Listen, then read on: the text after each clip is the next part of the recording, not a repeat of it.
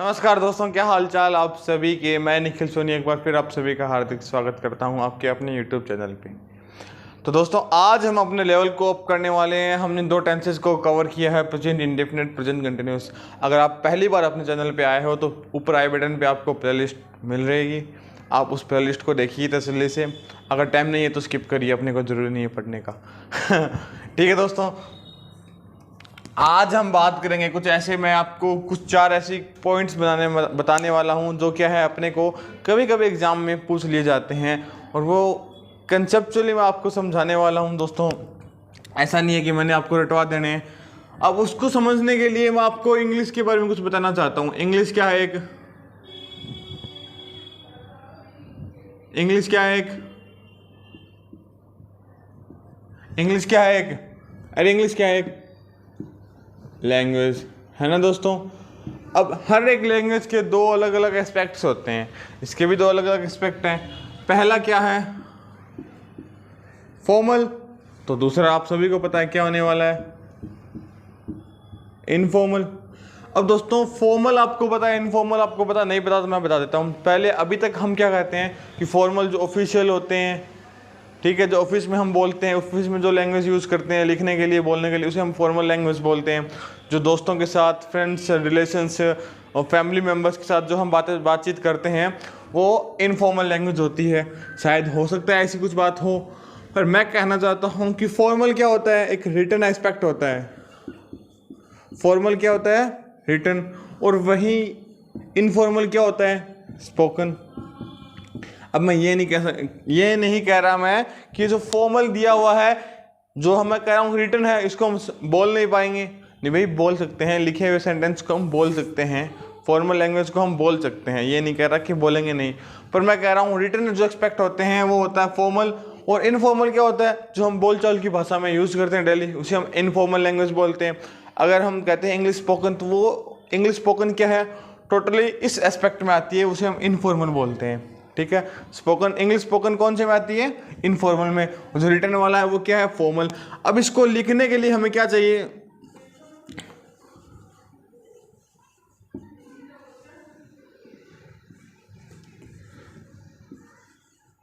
अब देखिए दोस्तों, इस रिटन को लिखने के लिए हमें क्या चाहिए, कंप्लीट सेंटेंस। देखिए यहाँ पे मैंने कहा कि इंग्लिश के फॉर्मल एस्पेक्ट को लिखने के लिए हमें चाहिए कंप्लीट सेंटेंस, क्योंकि ऐसे हल्के फुल्के बात तो होगी नहीं, कंप्लीट हमें सेंटेंस लिखना पड़ेगा। वहीं क्या होगा, इनफॉर्मल के स्पोकन एस्पेक्ट में हमें क्या चाहिए, या तो ओनली वर्ड से हम काम चला सकते हैं, ठीक है दोस्तों, फ्रेज हो सकती है, और क्या हो सकता है, इनकम्प्लीट सेंटेंस भी हो सकता है। बात समझ में आ रही है।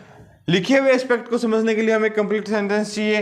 बोले हुए लैंग्वेज को समझने के लिए हम केवल वर्ड से काम चला सकते हैं, हमें कोई फ्रेज से हमें काम चल सकता है, या कोई सेंटेंस इनकम्प्लीट, जैसे कि चलें। ठीक है, इतना बोलते ही समझ गए ना कहाँ चलना है। ठीक है दोस्तों, आपके कोड वर्ड्स होते हैं ना, ब्रो कोड्स, वो बात क्या है, स्पोकन फॉर्मेट्स है वो। फिर देखना, जब भी आपको कंप्लीट सेंटेंस लिखना होगा तो आप लोग क्या करोगे, आपको प्रॉपर ग्रामर चाहिए। क्या चाहिए, प्रॉपर ग्रामर। तो मैं बोल सकता हूँ कि लिखे हुए सेंटेंस हमारे क्या होते हैं, ग्रामर ओरिएंटेड। वहीं दोस्तों इस लिखे हुए सेंटेंस को हम कह सकते हैं, ये जो बोले हुए इनकम्प्लीट सेंटेंस है, फ्रेज है, वर्ड है, इन्हें हम यूजुअली ग्रामेटिकली यूज़ नहीं करते। तो मैं बोल सकता हूँ नॉन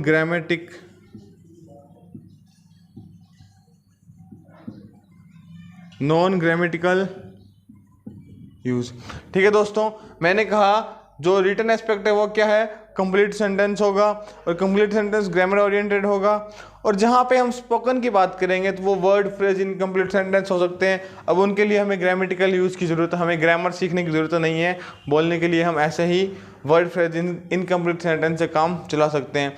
अब लास्ट में जो अपना पॉइंट बनने वाला है वो पॉइंट क्या है, इसका क्या होगा दोस्तों, एक स्पेसिफिक सेंस होता है, स्पेसिफिक मीनिंग निकलता है। स्पेसिफिक मीनिंग का मतलब क्या हुआ कि जो आप बोल रहे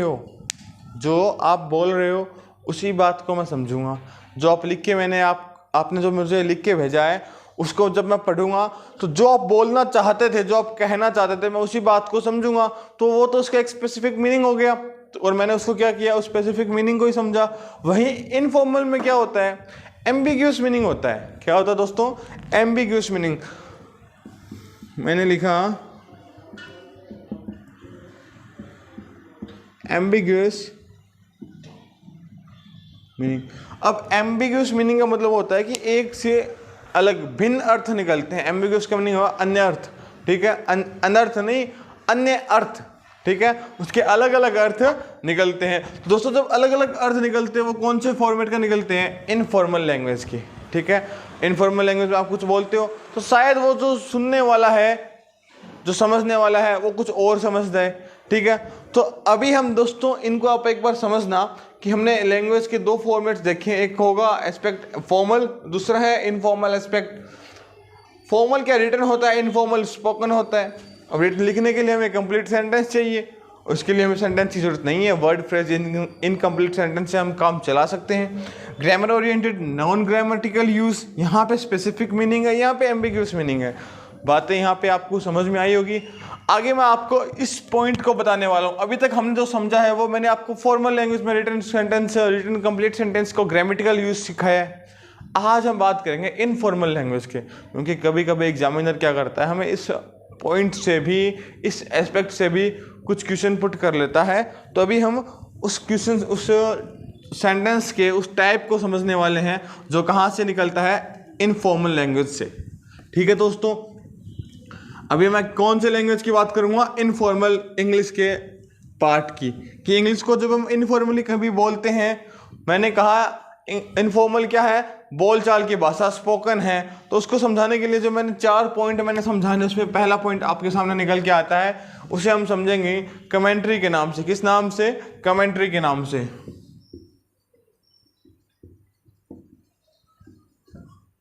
ठीक है दोस्तों। अब ये जो कमेंट्री है ना, देखिए आपको पता है, आपने लाइव मैच देखे होंगे, बहुत सारे क्रिकेट के लाइव मैच चलते हैं, फाइटिंग के, फुटबॉल्स के, हॉकी के, ये लाइव मैच चलते हैं। उनके साथ साथ आपने कमेंट्री भी सुनी होगी।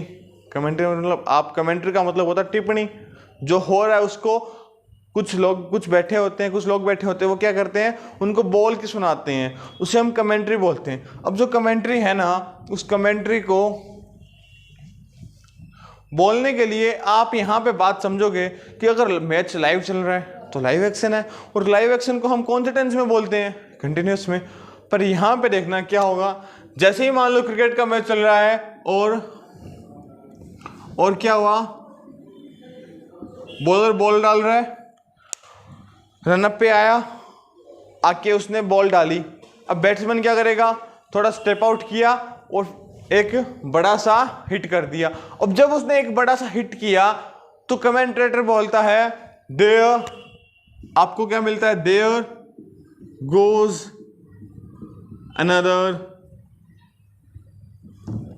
There goes another 6। कहानी बड़ी इंटरेस्टिंग है कि जब 6 लगाया उसने तो शायद वो लाइव एक्शन थी, पर उसको हमने किस टेंस में बता दिया, प्रेजेंट इंडेफिनिट में। बात समझ में आई। कमेंट्री कौन से टेंस में यूज करते हैं हम, हमेशा प्रेजेंट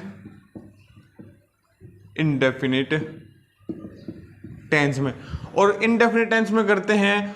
इसको करने के लिए हमें कुछ वर्ड्स मिलने वाले, जैसे कि हेयर, देयर, ठीक है दोस्तों। यहां पे आपको देयर मिला, देयर गोज अनदर 6।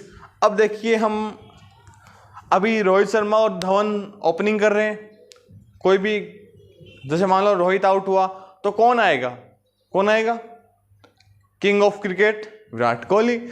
तो कमेंटेटर क्या बोलता है, हेयर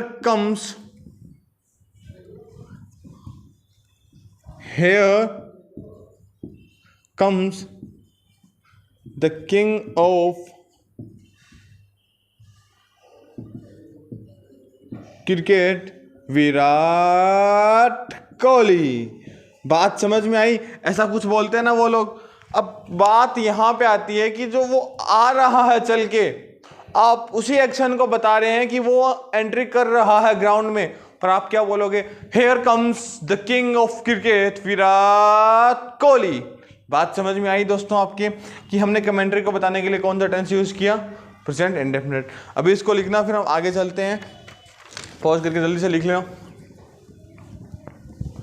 और इन सभी को बताने के लिए हमें वर्ड कौन से मिलेंगे? हेयर और देयर। तो अब हमेशा याद रखना, जहाँ पे हेयर और देयर से सेंटेंस स्टार्ट हो रहा है तो वो कमेंट्री की बातें हो रही है, और आपको पता लग जाएगा अगर कमेंट्री की बात हो रही है तो हमें आईएनजी फॉर्म यूज ना करके कौन सा फॉर्म यूज करना है? Present indefinite. वर्ब की फर्स्ट फॉर्म के साथ एस या एस। अब हेयर और देयर के साथ हमेशा एस या एस में क्या आएगा? आएगा ही आएगा। बात समझ में आ रही है? अब दोस्तों मैं आपसे अगर पूछूं कि आप हैबिट को बताने के लिए कौन सा टेंस यूज करते हैं, आप सभी मेरे को बताओगे सर ये कोई पूछने वाली बात है, हम कौन सा टेंस यूज करते हैं? Present indefinite. हम सभी को पता है, और शायद हमें इस हैबिट को बताने के लिए एक शब्द भी यूज करते हैं, उसे हम जानते हैं किस नाम से? ऑलवेज। हैबिट को बताने के लिए हम ऑलवेज का यूज करते ही रहते हैं। अब दोस्तों देखना, क्या इस ऑलवेज का यूज हम प्रेजेंट कंटिन्यूअस टेंस में भी कर सकते हैं? कैसे करेंगे देखना। इस हैबिट को बताने के लिए जब हम प्रेजेंट कंटिन्यूअस टेंस का यूज करेंगे, प्रेजेंट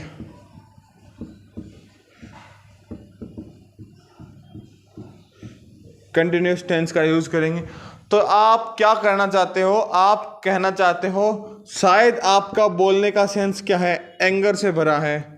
पहला पॉइंट मैंने बनाया, शायद इस प्रेजेंट कंटिन्यूअस में जब आपने ऑलवेज का यूज किया तो आप क्या बता रहे हो? एंगर बता रहे हो, आप फ्रस्ट्रेशन निकाल रहे हो। शायद आप कह रहे हो कि भाई आपका जो मैनर है वो क्या है? डिसअप्रूविंग मैनर है।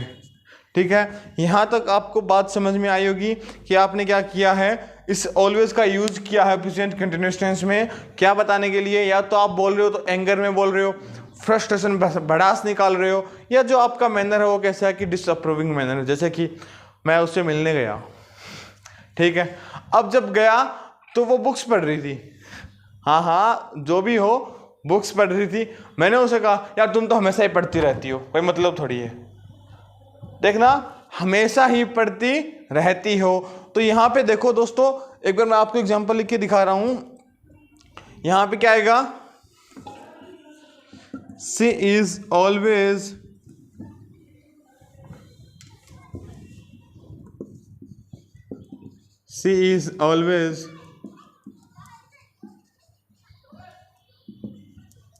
reading। वो हमेशा ही किताब पढ़ती रहती है। She is always reading book। आपकी बात समझ में आ रही है? तुम हमेशा ही लेट आते हो यार, कोई मतलब थोड़ी है। बात समझ में आ रही है? तुम हमेशा ही लेट आते हो। तो दोस्तों जब मैंने कहा तुम हमेशा ही लेट आते हो, तो मैं कह सकता हूं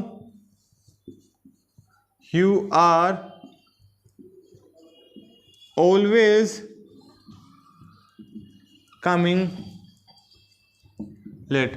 शायद आपको कहानी समझ में आई है कि ऑलवेज का यूज हम करते हैं इंडेफिनिट टेंस में, प्रेजेंट इंडेफिनिट टेंस में हैबिट बताने के लिए।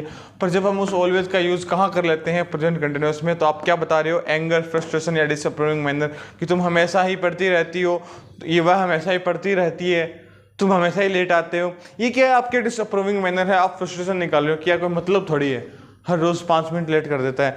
ठीक है दोस्तों, इसको लिख लो। अगर समझ में आया तो आप अपने क्वेश्चन है वो कमेंट बॉक्स में पुट कर सकते हो। ठीक है दोस्तों, आगे फिर मैं एक और पॉइंट बनाना चाहता हूं जिसमें हम बात करेंगे फिर से प्रेजेंट इंडेफिनिट और प्रेजेंट कंटिन्यूअस की।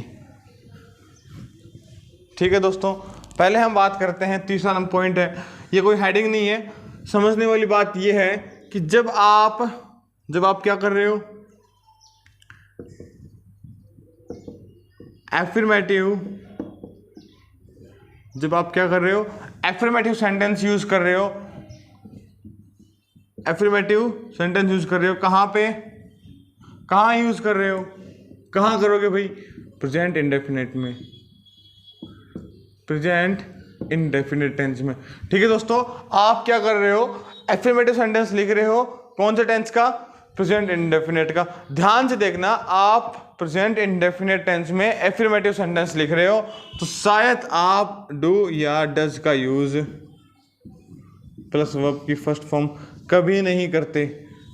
शायद आपको पता है, मैंने आपको सिखाया भी होगा, सॉरी, कि जब हम नेगेटिव सेंटेंस बनाते हैं या इंटरोगेटिव सेंटेंस होता है तो हम डू या डज का यूज करते हैं। मगर अपने पास एफर्मेटिव सेंटेंस है तो हम ओनली क्या करते हैं, वर्ब की फर्स्ट फॉर्म के साथ एस चिपकाते हैं। पर यहाँ पे देखो अभी क्या हो रहा है कि हम प्रेजेंट इंडेफिनिट में एफर्मेटिव सेंटेंस में क्या कर रहे हैं, डू या डज का यूज कर रहे हैं। और कब करेंगे, जब हमें क्या क्रिएट करना हो, एम्फेसिस क्रिएट करना हो दोस्तों। ठीक है, हमें एम्फेसिस में थोड़ा दबाव देके कुछ बोलना हो। जैसे कि अब आप फोन चला रहे हो, अभी आपने फोन लिया है, ठीक है, घर का सारा काम करके, तो आपकी माताजी ने आपको देखा और क्या बोलेगी, सारे दिन फोन चलाती रहे, काम करना को तो नाम कौन सा है। आपने सुना होगा, सारे दिन फोन चलाती रहे, इटिंग ने कोई काम कौन करना, घर तो बिल्कुल ही काम कौन करे। आपने ये सारी बातें सुनी होगी कि सारे दिन फोन ही फोन चला वो करे, ना तो पढ़ने को नाम सुहा है ना फिर काम करने को नाम सुहा है। तो आप वहां पे क्या बोलोगे, आई डू स्टडी। ठीक है, मैं पढ़ता तो हूं, आई डू स्टडी, मैं पढ़ता तो हूं, कहाँ नहीं पढ़ता,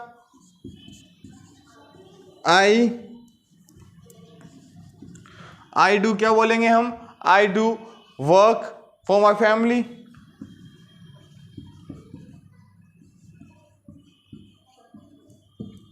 I do work for my family. अरे भाई मैं घर के लिए काम करता तो हूं, आप ऐसा कैसे कह रहे हो, मैंने तो अभी फोन लिए हुए, लेंदे थे कह दिए फोन, कोई काम कौन करे, सारा दिन फोन हाथ में रखे। तो दोस्तों ऐसी जगह आप यूज करते हो डू का, कब, इन एफर्मेटिव सेंटेंस में जहां आपको केवल वर्ब की फर्स्ट फॉर्म के साथ एस लगाना होता है, और आपने क्या कर दिया, अब डू के साथ वर्ब की फर्स्ट फॉर्म लगा दी। बात समझ में आ रही है। शायद आपने शादी ब्याह के कार्ड्स देखे होंगे, नीचे लिखा होता है बाल मनोहर, हल्दी है चंदन है रिश्तों का बंधन है, हमारे चाचा की शादी में जलूल जलूल आना, हमारे चाचा की शादी में जलूल जलूल आना। ये जो जलूल जलूल जब आप बोलते हो तो इंग्लिश में आप कैसे लिखते हो, डू कम, जरूर जरूर आना। बात समझ में आई। जब आप जलूल जलूल आने को जब आप कहते हो इंग्लिश में तो आप बोलते हो डू कम। बात समझ में आई। यहाँ पे आपने डू का यूज किया कहाँ कहाँ, इम्फेसिस क्रिएट करने के लिए। और कौन से सेंटेंस में आपने सेंटेंस यूज किया, एफर्मेटिव सेंटेंस। और कौन सा टेंस होगा, प्रेजेंट इंडेफिनिट। यहाँ तक बात समझ में आई होगी। और आज की वीडियो का लास्ट टॉपिक है, यहाँ तक बात समझ में आई है तो एक थम्स अप कर देना, और कोई क्वेश्चन है, कोई डाउट है तो कमेंट बॉक्स ओपन है आपके लिए। ठीक है दोस्तों, तो चौथा पॉइंट मैं क्रिएट करने वाला हूं वो क्या होने वाला है,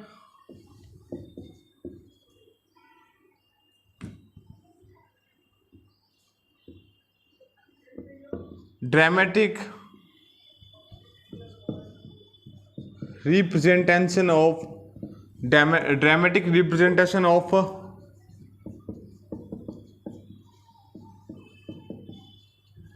हिस्टोरिकल इवेंट। दोस्तों यहाँ पे आपको बात समझ में आई होगी कि अभी हम ये जो हिस्टोरिकल इवेंट है, जो भी कोई पास्ट की घटना है, जो भी हिस्ट्री का कोई भी इवेंट है, उसको ड्रामेटिकली समझाने के लिए, जैसे आपका टीचर होता है, ठीक है, स्कूल में हिस्ट्री का टीचर होगा, वो ऐसे थोड़ी है कि किताब लेके उसको पढ़ देता है और कहते समझ में आ गया, नहीं ना, वो समझाता ना, कैसे समझाता है, ड्रामेटिक रूप में। जैसे कोई भी मान लो कि हम अगर कोई भी हिस्ट्री के कोई भी इवेंट की बात करें, जैसे कि एक मिनट रुकना,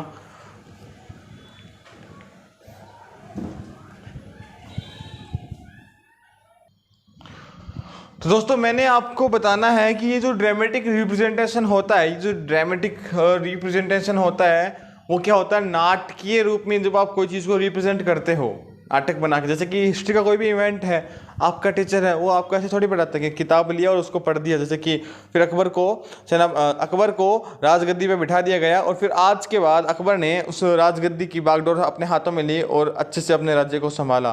ठीक है, नहीं सर, मज़ा नहीं आया सर, क्या बोल रहे हो।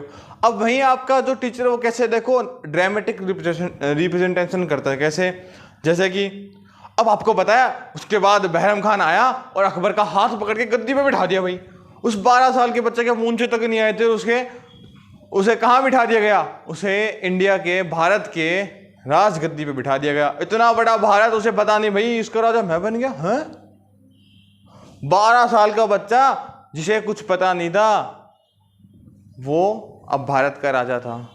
बात समझ में आई आपके? तो ये जो तरीका होता पढ़ाने का, इसे हम बोलते हैं ड्रामेटिक रिप्रेजेंटेशन। ठीक है, और इसको बताने के लिए आप कौन सा टेंस यूज करते हो? कौन सा टेंस यूज करते हो? प्रेजेंट